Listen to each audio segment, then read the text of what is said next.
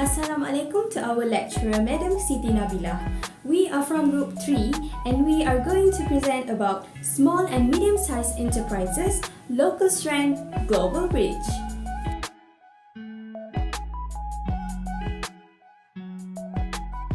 Assalamualaikum and hi. My name is Iffah Zahidah Binti Mohamad Zahid. My student ID is 2019289248. I will start our group presentation with introduction about SME. SME are defined as non-subsidiaries independent firms that must register with SSM or other equivalent bodies. It can be classified under two categories, which are the number of employers and the annual sales turnover. The number varies across national statistical system. As in the United States, SME are defined as firms with fewer than 500 employees, while in the European Union, the most frequent upper limit is 250 employees. Some countries also have set the limit at 200 employees. Other than that, for small firms, the number of employees are defined with fewer than 50 employees, while micro enterprises are defined to have at least from 5 to 10 employees. For your information, SME generate a large share of new jobs in OECD economies.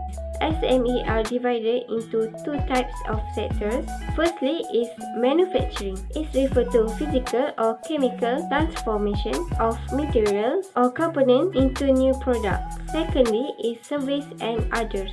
Service refers to all services such as hotels and restaurants business, communication and business services. For others, it refers to remaining three key economic activities. The majority of SME enterprises are in the service industry. In OECD countries, this sector accounts for 2/3 of economic activity and employment. That's all from me. Thank you. Assalamualaikum and greetings everyone.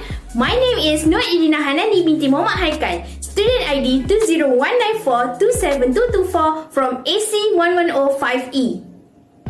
So, what is the impact of SME? And why is it important? For your information, small business development requires a thriving entrepreneurial sector. In other words, entrepreneurship is important because it has a potential to rise living standards and make income, not just for entrepreneurs but also for businesses. Entrepreneurs also contribute to change through innovation, where new and improved products allow the creation of new market.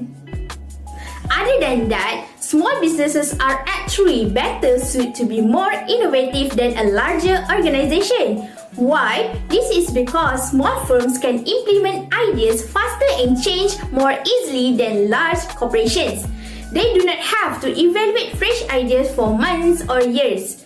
Smaller firms do not have to go through many agencies to clear every small information.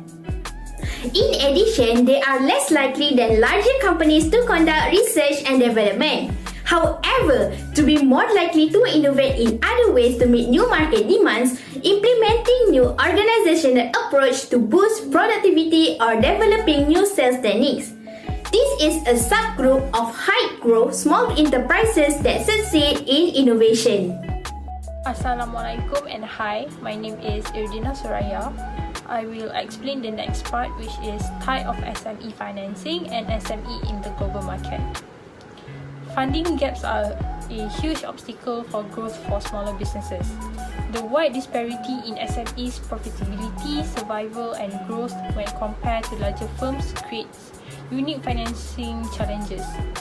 Expansion of private equity market is greatly improving access to venture capitals for SMEs, which can be supplied by specialized funds which raise money from a range of sources, which is private, individual, corporation, government, agency, pension funds, banks and insurance company, endowments and foundations, or it can be provided directly by the same range of investors. For the next point, in the global market, approximately 25% of manufacturing SMEs are now internationally competitive, and this share is expected to grow. SMEs currently contribute between 25% and 35% of global manufacturing exports and account for a small portion of foreign direct investment. These globally active SMEs are growing at a faster rate than their domestic counterparts. Relative to larger firms, SMEs can better respond to changing market conditions, evolving consumer preferences, and shorter product life cycles by customizing and differentiating products. New communication tools make it easier for small firms to reach foreign partners. As a result, SMEs are increasingly participating in international strategic alliances and joint ventures, both individual and in groups. Thank you. Hi and Assalamualaikum. My name is Nadiah Suhailah Binti Mustasha Hadi. My student ID is 2019274938 and I am from Group 5E. I took the responsibility to interpret about the current issue that gives impact to SME in Malaysia, which is COVID-19. SMEs, the most vulnerable segment of the population, are facing a severe drop in demand for their products due to the COVID-19 pandemic. During Phase 2 to Phase 4 of the MCO, the Department of Statistics Malaysia (DOSM) conducted a special survey effects of COVID-19 on economy and companies and businesses firms. More than half of the respondents reported no revenue during this period, while a small percentage made sales online and 9.8% made sales in physical store. The poll included 4,094 businesses with 43.4% as micro enterprises, 40.4% as small businesses, and 9.1% were medium-sized businesses.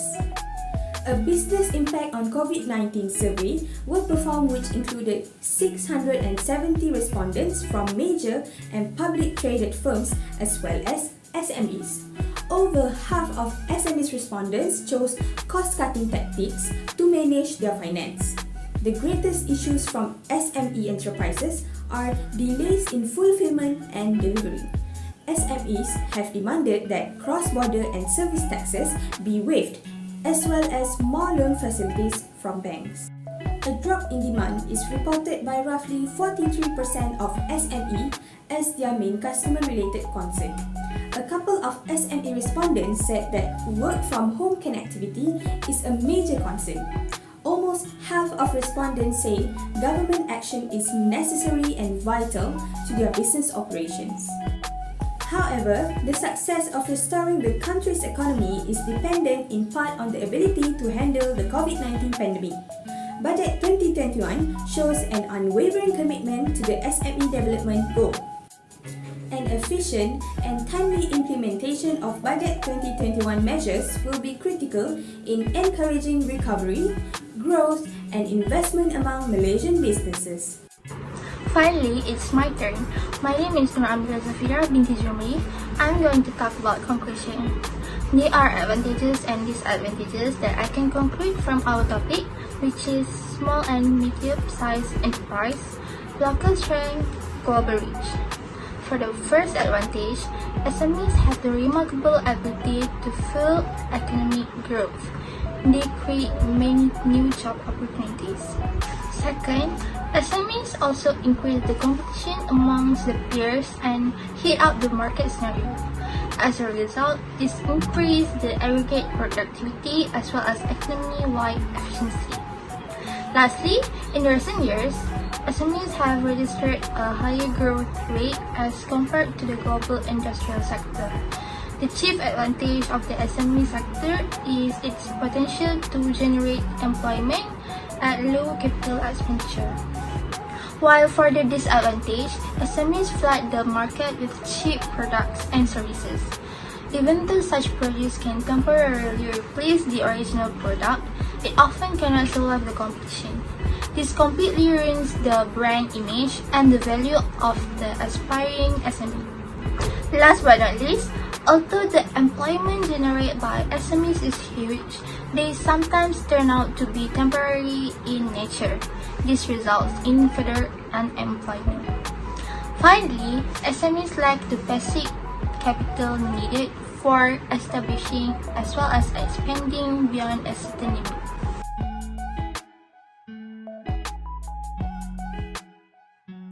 That's all from us. Thank you for watching.